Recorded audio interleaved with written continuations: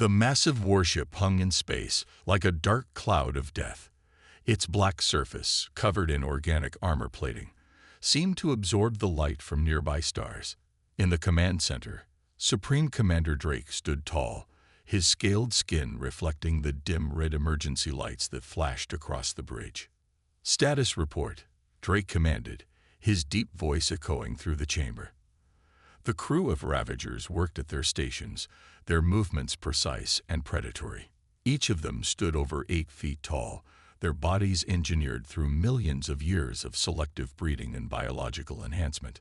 "The planet's defenses are falling," Supreme Commander reported First Officer Reed.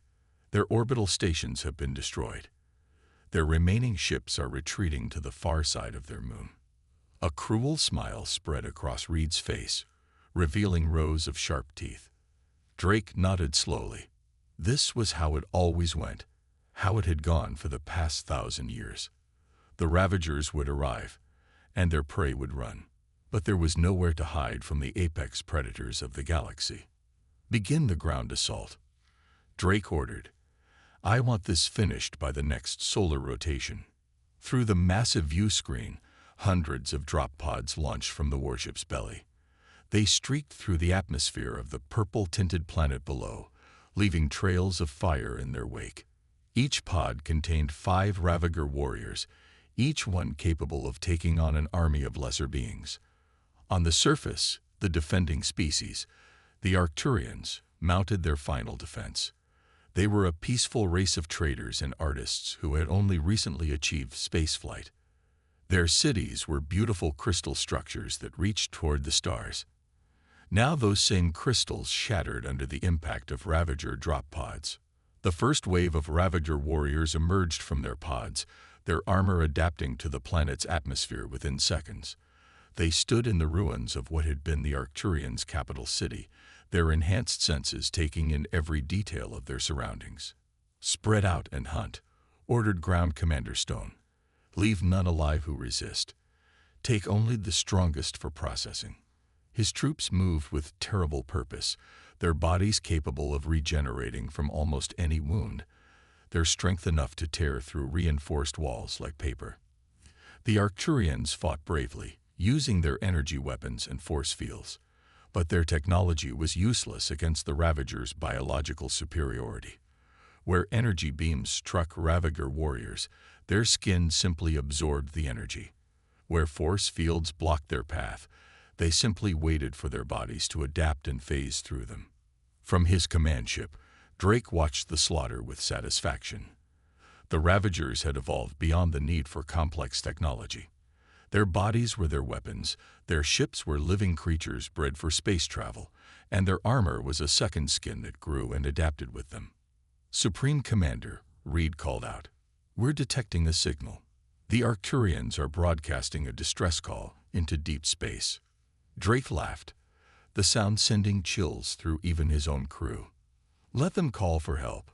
Let the galaxy know what happens when you catch the attention of the Ravagers. We are the ultimate product of evolution, the pinnacle of biological warfare. None can stand against us." Within hours, the crystal cities had fallen. The surviving Arcturians were rounded up for processing, a procedure that would determine which ones were strong enough to serve as slave labor. The rest would feed the living ships of the Ravager fleet. As Drake stood on the surface, breathing in the ash-filled air of his latest conquest, he felt the familiar pride of a successful hunt. The Ravagers had never lost a war, had never failed to conquer a species they set their sights on. Their biological superiority made them invincible, their adaptability made them unstoppable, and their ruthlessness made them feared across the known galaxy. "Prepare for departure," Drake ordered. "The hunting grounds in the spiral arm await us." He looked up at the stars, wondering which system they would conquer next. Somewhere out there, new prey waited to be hunted. New civilizations waited to fall before the might of the galaxy's apex predators. Little did Drake know that in a distant arm of the galaxy, on a small blue planet called Earth, A species was emerging that would challenge everything the Ravagers thought they knew about what it meant to be the deadliest beings in the universe. The ESS Pioneer drifted silently through the outer edges of unexplored space. Captain James Miller stood on the bridge, his experienced eyes studying the star charts displayed on the main screen. Earth's first deep space exploration vessel was smaller than most military ships, but what it lacked in size, it made up for in advanced technology and a crew of humanity's finest. "Captain, we're picking up something strange," reported Tom Wilson from his sensor station. The young officer's fingers flew across his console. Multiple debris fields ahead. "Looks like the remains of a space station." Miller frowned. "Show me." The main screen shifted to display a graveyard of twisted metal and crystalline structures floating in the void. The debris sparkled with an unusual purple sheen under the light of a distant sun. "Life signs?" Miller asked, leaning forward in his chair. "Scanning," Wilson replied. His eyes widened. "Yes, faint but present. Several dozen, scattered throughout the field. They're in some kind of stasis pods." Miller didn't hesitate. "Sound general quarters. Launch rescue shuttles. Dr. Roberts, prepare medical bay for possible alien casualties." The bridge erupted into activity as klaxons blared throughout the ship. As the rescue operation began, Security Chief Ann Parker approached the captain.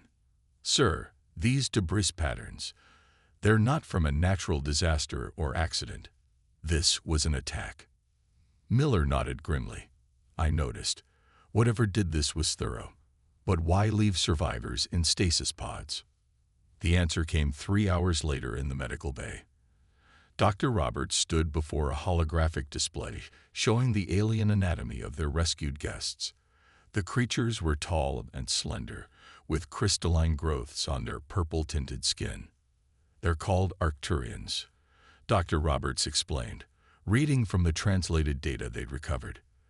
"Their civilization was attacked by something they call the Ravagers." She paused, her face pale.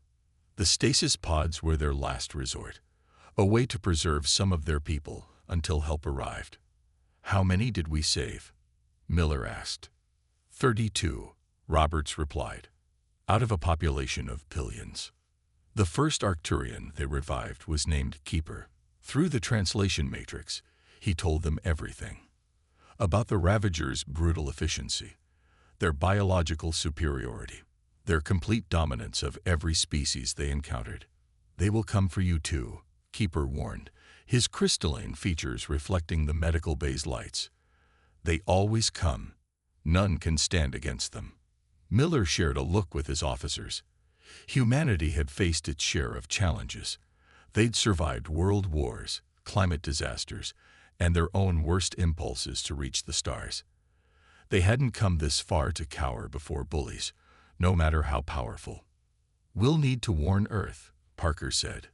"The fleet needs to prepare." "Agreed," Miller replied. "But first, we're going to gather intelligence."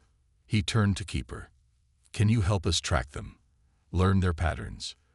The Arcturian's eyes widened. You wish to fight. No species has ever." "We're not just going to fight," Miller interrupted. "We're going to stop them. But to do that, we need to understand them." The next few days were spent following the trail of destruction the Ravagers had left behind. The Pioneer's sensors mapped their hunting patterns while the crew studied the recovered Arcturian data about their biology and tactics. "They're heading toward the Centauri sector," Wilson reported one morning. "If they maintain their current course, they'll eventually find Earth," Miller finished. He stood up, his decision made. "Send everything we've learned to Fleet Command, and set a course to shadow the Ravager fleet." As the Pioneer moved silently through space, following the galaxy's apex predators, Miller couldn't help but smile. The Ravagers thought themselves invincible because of their biological advantages, but they had never encountered humans before. Never faced a species that had turned their greatest weakness, their need to create tools and technology, into their greatest strength. The hunt was on. But this time, The hunters didn't realize they were being hunted. Supreme Commander Drake stood motionless in his observation chamber, watching the holographic display of the strange vessel that had been following his fleet. For 3 weeks, the small ship had maintained its distance, always just at the edge of their detection range. Any other species would have fled at the first sign of Ravager presence. These creatures, these humans, were different. They are primitive. First Officer Reed reported, displaying images of the human vessel. Their hull is made of processed metals. Their weapons are based on crude particle acceleration. They rely on artificial gravity and mechanical life support systems. His lip curled in disgust. They haven't even begun to harness biological engineering. Drake raised a hand, silencing his subordinate. Yet they do not flee. Tell me, Reed, what do you see when you look at these readings? The holographic display shifted, showing internal scans of the human ship. Reed studied them carefully. Their vessel is efficient. Despite its technological nature, every system serves multiple purposes. They waste nothing. And their behavior? Methodical. They maintain exact distances. They adjust their course to match our movements with precision. Reed paused, his eyes narrowing. They're studying us. Drake nodded slowly, just as we study them. He moved closer to the display, examining the thermal readings from the human ship. Look how they survive in their vessel. Their internal temperature is kept within a narrow range. Their atmosphere is carefully regulated. Even their food is artificially processed. Weaknesses, Reed declared confidently. They cannot adapt to different environments like we can. They cannot survive in space without their technology. They are soft, dependent creatures. Are they? Drake gestured, and the display changed to show recordings from conquered worlds. Look at their environmental suits, each one different, adapted to the specific conditions of each world they explore.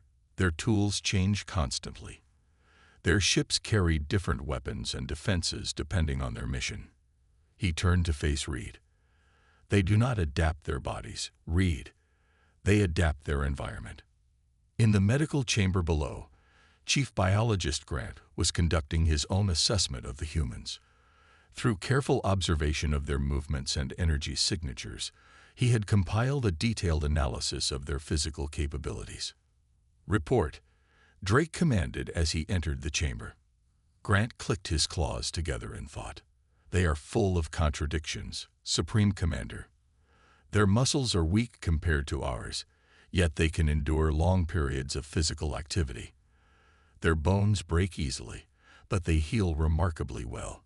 Their skin offers no protection against energy weapons, yet they willingly explore hostile environments. Your conclusion? They should not survive in space, Grant admitted. Their bodies are not suited for it, yet they thrive. They compensate for every weakness with artificial solutions. It's inefficient. Drake turned to the window, watching the stars. Is it? We waited millions of years for evolution to perfect our forms. These humans, they simply built what they needed. When they wanted to fly, they didn't wait for wings to grow. They built machines. When they needed to survive in space, they didn't adapt their bodies. They created vessels and suits. Surely you don't suggest they pose a threat? Reed asked, entering the chamber. They are barely more than primitives. Drake's expression remained unchanged. The most dangerous prey are those you underestimate. Send a scout ship to test their defenses. Let's see how these tool users respond to direct contact. As the orders were relayed, Drake continued to watch the distant human vessel. Something about their methodical observation troubled him. The Ravagers had conquered species with powerful technology before, but those species had used their technology to imitate the Ravagers' biological advantages. These humans, they were doing something entirely different. They were rewriting the rules of survival itself. The Ravager scout ship appeared without warning, materializing from its biological cloaking field just 3,000 kilometers from the human colony on Mars. The red planet's thin atmosphere swirled with dust storms, hiding the scattered dome cities that housed 50,000 colonists. Ground Commander Stone led his warriors personally. This was meant to be a simple test of human defenses. Quick, efficient, and devastating. Their drop pods pierced the Martian atmosphere like shooting stars. But something was wrong. "Commander," one of his warriors called out. "The landing zone. It's empty." Stone stepped out of his pod, his enhanced vision cutting through the dust storm. The domed city they'd targeted was there, but it was dark. Abandoned. His warriors spread out, their biological sensors probing for life signs. Above, another warrior shouted. Stone looked up just as the dust storm parted. Dozens of human fighters screamed down from high atmosphere, their engines burning hot against the cold Martian sky.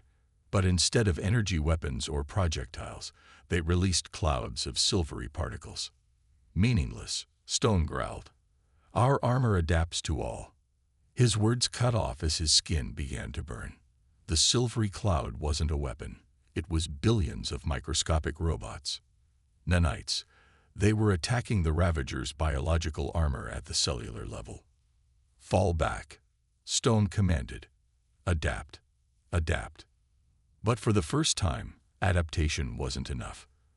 The humans had studied the Ravagers' biological defenses and created something specifically to counter them. As Stone's warriors struggled, human ground forces emerged from hidden bunkers beneath the Martian soil. In orbit, Captain Miller watched the battle from the Pioneer's bridge. "They're retreating to their ship," he reported to Fleet Command. Just as predicted. The Ravager scout vessel's living hull writhed as it prepared to activate its faster-than-light capabilities. But the humans had prepared for this too. Hidden satellites around Mars activated, creating a web of gravitational distortion. The organic ship screamed, a sound that echoed through space itself, as its biological FTL organs were disrupted. "Now," Miller ordered. The Pioneer and 3 other human vessels decloaked. Their hulls were covered in metamaterials that mimicked the Ravagers' own biological cloaking. Not perfect, but good enough to surprise an overconfident enemy. Targeting their propulsion organs, Weapons Officer Parker reported. Firing. The human ships didn't use standard weapons. Instead, they fired specialized missiles designed to interface with the Ravager vessel's biological systems. The missiles attached themselves to the living hull and began pumping sedatives and paralytic agents directly into the ship's bloodstream. On the Martian surface, Stone watched in disbelief as his mighty vessel went dark, drugged into submission by human chemicals. His warriors were in chaos, their biological armor compromised by the nanites, their superior strength useless against an enemy that refused to engage in direct combat. "This is Captain James Miller of the ESS Pioneer," a human voice broadcasted on all frequencies. "Your ship is disabled. Your ground forces are contained.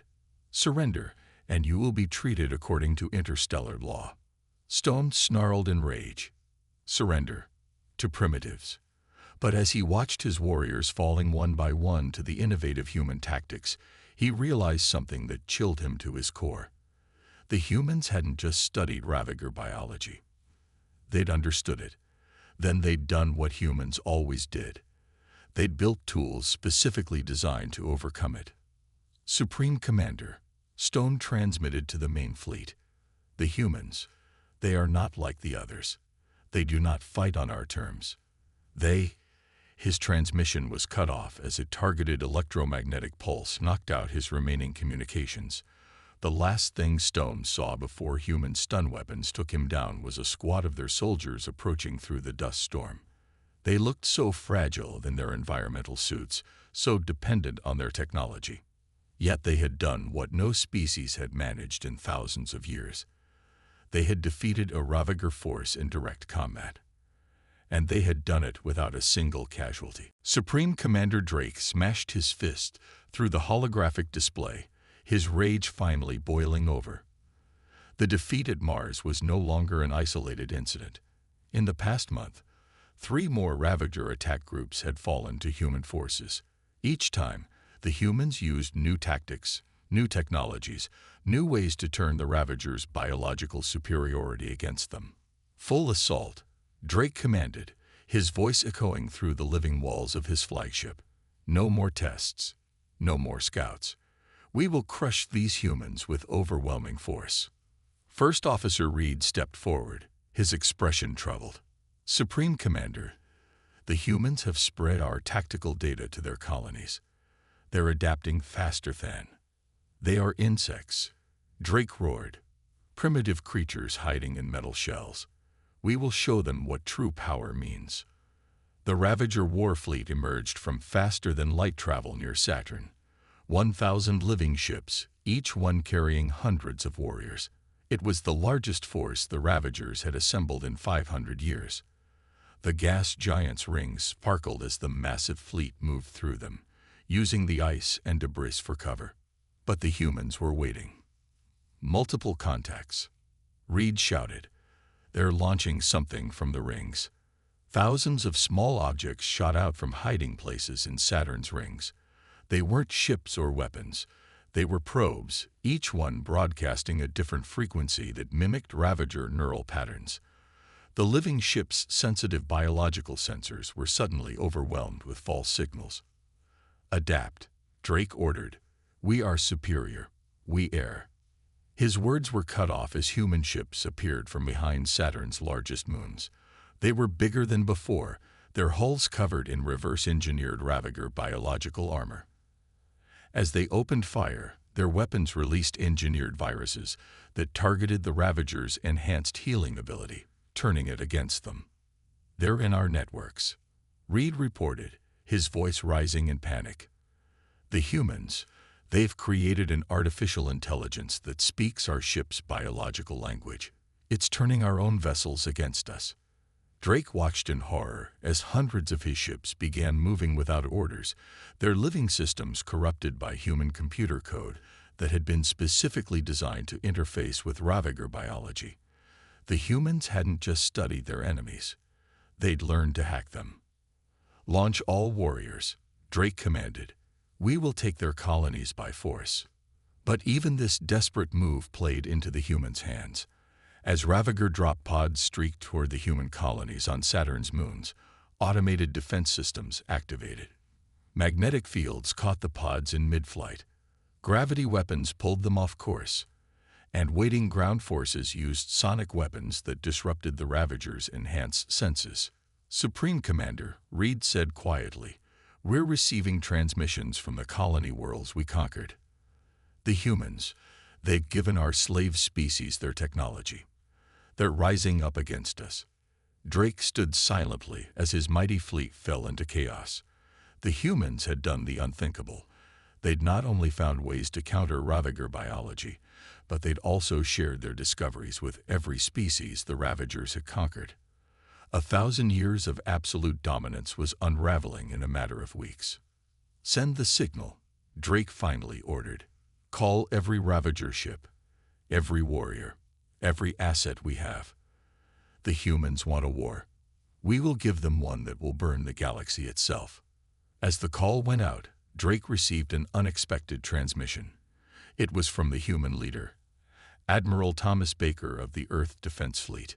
This is your last chance. Baker's voice came through clearly. Surrender. End this pointless slaughter. We can help you find a better way. Drake cut off the transmission with a snarl. The humans didn't understand. Couldn't understand.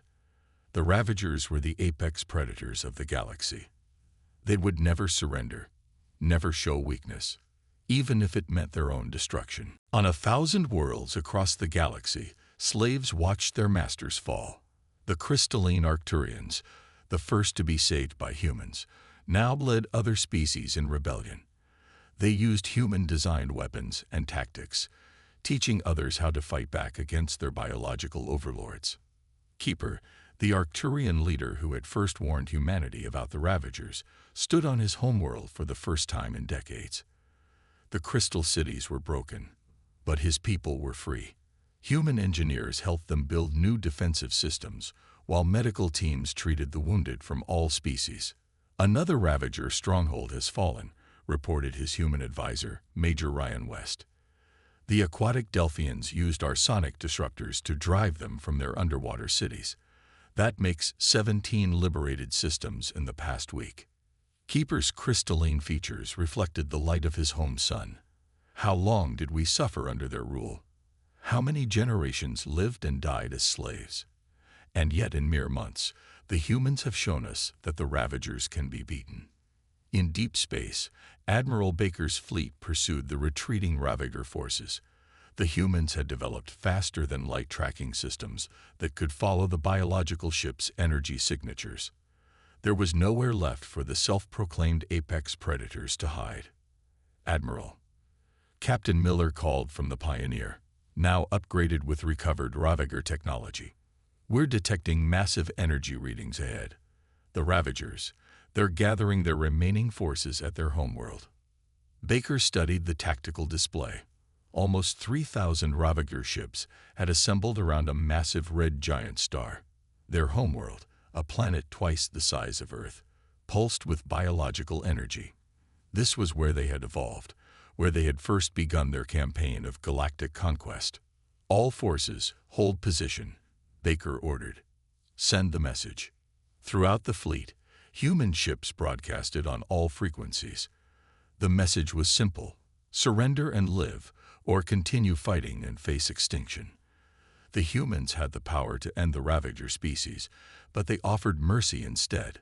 The response came from Supreme Commander Drake himself.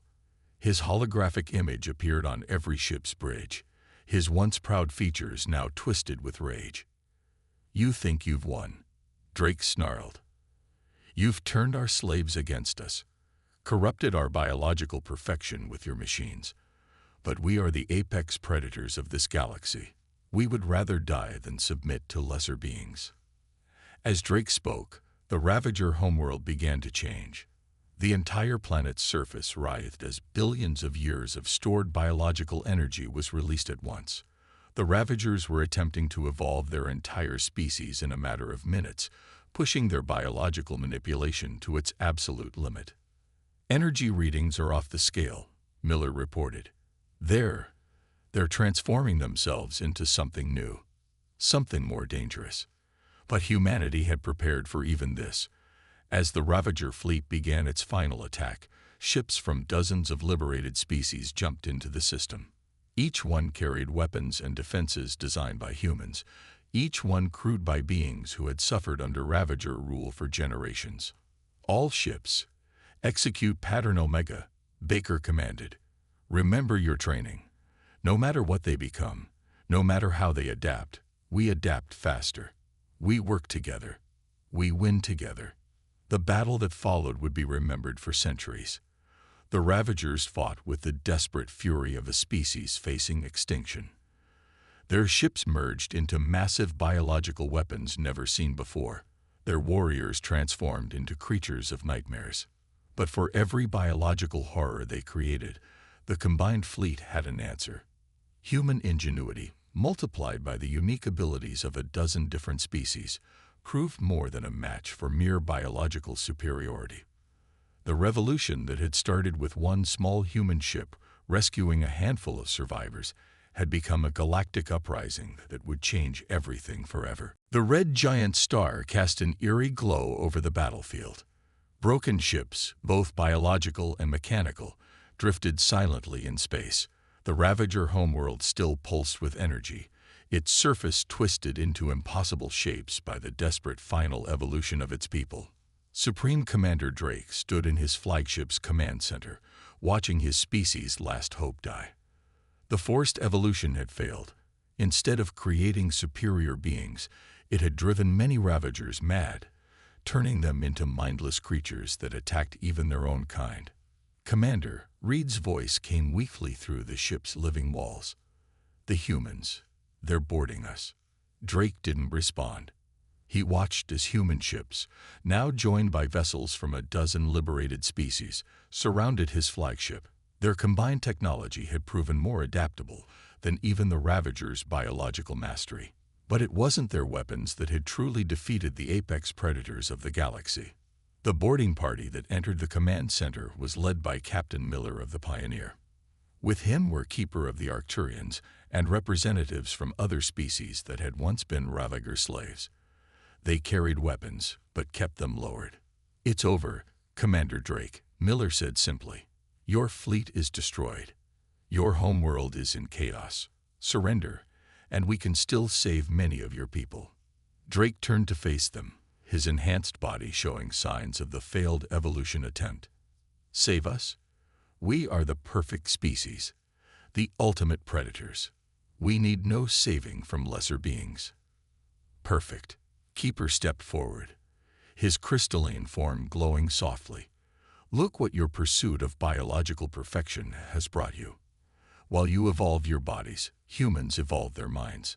While you conquered alone, they taught others to work together." "Your mistake," Miller added, "was thinking that the deadliest species would be the one with the strongest body. But strength isn't just about biology. It's about adaptation, cooperation, and most importantly, choice." Around them, the living ship groaned. The Ravager vessels, connected by their biological network, were all feeling the pain of their species' failure. Drake felt it too, the agony of everything he believed crumbling around him. "What would you have us become?" Drake asked, his voice barely a whisper. "Weak? Dependent on machines like you?" "No," Miller replied. "We'd have you become something better. Something more than just predators. Look around you, Drake. Every species here has something unique to offer. The Arcturians' crystal technology, the Delphians' sonic mastery, the Ravagers' biological engineering. Together, we could build something greater than any one species could achieve alone." As if to emphasize his point, a group of human medical ships approached the Ravager homeworld. They were broadcasting signals that calmed the maddened creatures below, using a combination of Ravager biological science and human medical technology. "Your people are dying," Keeper said gently. "Let us help you. Let us show you another way." Drake watched as more ships arrived, hospital vessels from a dozen species, each bringing their own knowledge and skills to help contain the disaster. The very beings his people had enslaved were now working to save them. Slowly, the supreme commander of the deadliest species in the galaxy did something no Ravager had done in thousands of years. He asked for help. 1 year later, the galaxy was transformed. The Ravagers, under new leadership, had turned their biological mastery toward healing rather than conquest. Their living ships now carried medical supplies and scientific expeditions. Their warriors became teachers, showing other species how to safely harness biological technology. On Earth, in the newly established Galactic Council chamber, Drake stood before representatives of 100 worlds. His body was no longer twisted by failed evolution, but healed through a combination of Ravager and human medical science. "We thought being deadly meant being powerful," he told the assembly. "The humans showed us that true power lies not in domination, but in cooperation, not in biological perfection, but in the perfect union of different strengths." Captain Miller, now Admiral Miller, smiled as he watched. The humans had indeed proven to be the deadliest species in the universe, deadly not to life, but to the very concept of supremacy itself. They had killed not with weapons, but with something far more powerful, the idea that we are all stronger together.